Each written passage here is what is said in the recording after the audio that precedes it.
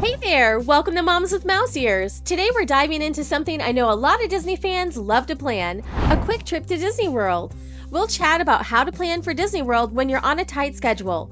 Maybe you only have a weekend or even just a day to go to the theme parks, but don't worry, we've got you covered on how to prioritize your must-dos so you can make the most out of your magical trip. With so much to see and do at Disney World, it can feel overwhelming when you're on a short time frame. But don't worry, I'm here to help you break it down and make sure you hit all those key experiences without feeling rushed. Step 1. Prioritize your park days. First, let's decide which parks are most important for your trip. I'm assuming this won't be your first visit to the parks, so you'll likely already have some favorites in mind. If you're only going to be at Disney World for a couple of days, I always recommend focusing on Magic Kingdom or Epcot since they offer a great mix of classic attractions and unique experiences. But if you're a big Star Wars fan or love thrill rides, Hollywood Studios might jump to the top of your list. And Disney's Animal Kingdom is one of my favorite places to spend a quiet morning for breakfast. So take how many days you're planning on spending in the theme parks, along with some of your favorites in mind, to figure out what your top priorities will be. Step 2 is to know your must-do attractions in each of those theme parks that you'll be visiting. You'll want to make a list of your absolute must-do rides and shows. If you're traveling with kids, you also want to think about their favorites too. For instance, in Magic Kingdom, that might be rides like Seven Dwarfs Mine Train or Space Mountain, and in Epcot, you may not want to miss Frozen Ever After or Remy's Ratatouille Adventure. For our family, we love riding Kilimanjaro safaris every time we're at Disney's Animal Kingdom, and if you're a big Star Wars fan, you may have the Rise of the Resistance at Disney's Hollywood Studios at the very top of your list. So take all of these must-see attractions and shows that you have on your list into account as you make the next steps in your plan. And step 3 is to utilize Lightning Lane and Lightning Lane multi-passes in your plans. To maximize your time, you'll want to consider using the Lightning Lane and Lightning Lane multi-pass options, which can be a huge time saver if you just have a short time to fit in as many things as possible when you're in the parks.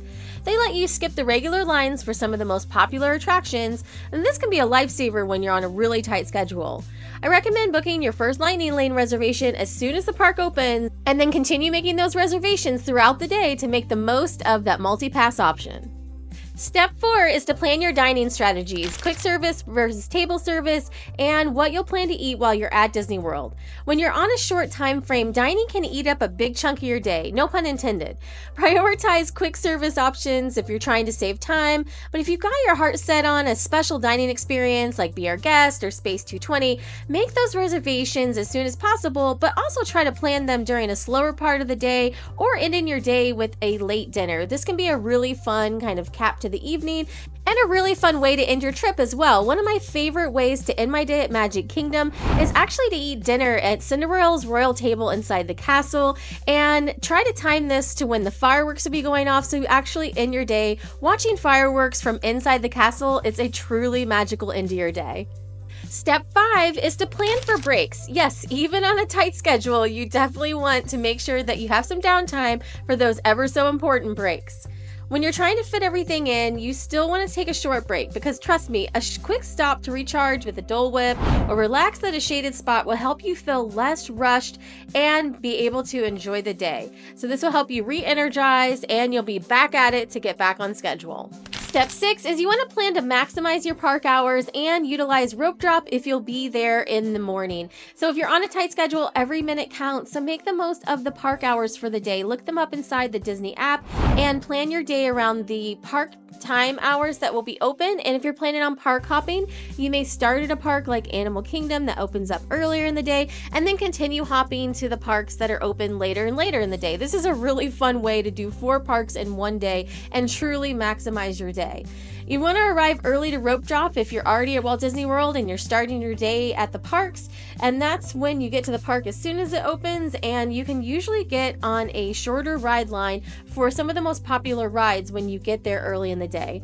And then if you're planning a full park day, you can utilize that strategy of starting out at the parks like Disney's Animal Kingdom or Disney's Hollywood Studios that open earlier in the day, but they may close a little earlier as well too, and then you can move to the parks like Magic Kingdom or Epcot that actually close later in the evening and finish your day there. So that's a really great strategy if you're wanting to fit as much as possible in one day, and especially if you're trying to do 4 parks in one day. That's usually how I always structure my day. And of course, as a bonus tip, you want to use the My Disney Experience app. As we've mentioned a number of times, this app will be your best friend when you're navigating through the parks and trying to get places efficiently.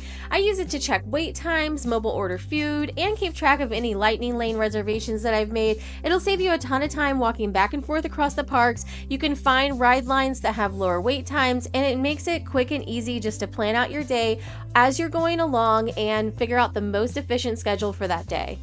So there you have it. Those are some of my top tips for planning Disney World on a tight schedule. I love making the most of quick trips to Disney World, and having an annual pass allows me to hop between the parks to combine some of my favorite activities all in one day. So there can be a lot of fun ways to do a lot of things at Disney World within a short time frame. And this has hopefully given you some ideas on how to structure your day. And whether you've got a weekend to visit or just one day, these strategies will help you hit your must-dos without missing out on the magic. And if you found this video helpful, don't forget to give the video a thumbs up and subscribe for more Disney tips and tricks here on Moms with Mouse Ears. So thanks for watching and have fun planning for the magic. See you real soon.